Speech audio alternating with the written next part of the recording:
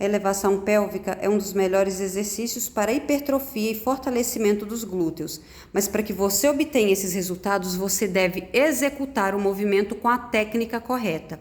Por isso, você deve ficar atenta para que alguns erros não aconteçam nesse exercício, erros esses que são bem comuns de acontecer.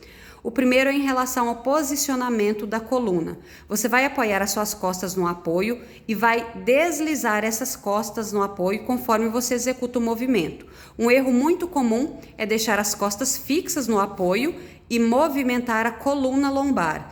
Se você fizer esse movimento, você vai sentir a sua lombar e não o glúteo. Então você tem que deslizar as costas, mantendo a sua coluna estável, porque o movimento deve ser executado na articulação do quadril, não da coluna. Então você vai estender o seu quadril, apertando com força o seu glúteo.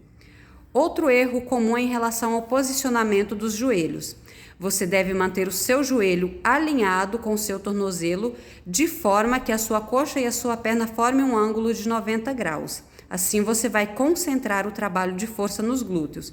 Se você abrir mais esse ângulo, levando os seus pés para frente, formando um ângulo superior a 90 graus, quando você executar um movimento, você vai focar mais na parte de trás da sua coxa, em vez do glúteo. Você vai começar a sentir o posterior da coxa. Por outro lado, se você fizer com esse ângulo mais fechado, você vai começar a sentir o seu quadríceps e não o glúteo.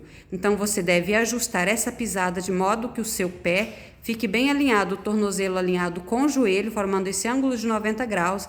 Assim, você consegue concentrar o trabalho e a contração nos glúteos, que é o foco do exercício. Outro erro que você deve ficar atento e observar é em relação ao posicionamento de afastamento dos joelhos. Um erro muito comum nesse movimento é, ao executar o movimento, você fazer movimento de abrir e fechar os joelhos na hora, principalmente quando você está subindo, você fechar os joelhos. Você desce aberta e na subida fecha os joelhos.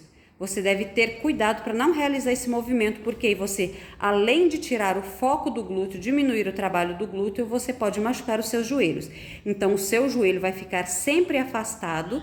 Se você não conseguir manter esse afastamento maior que a largura do seu ombro, você pode até fechar um pouco os pés, alinhar um pouquinho para frente a ponta dos pés e assim manter os joelhos sempre alinhados com os pés, sem deixar acontecer esse movimento que a gente chama de valgo dinâmico, que é esse movimento de abrir e fechar os joelhos enquanto executa o movimento.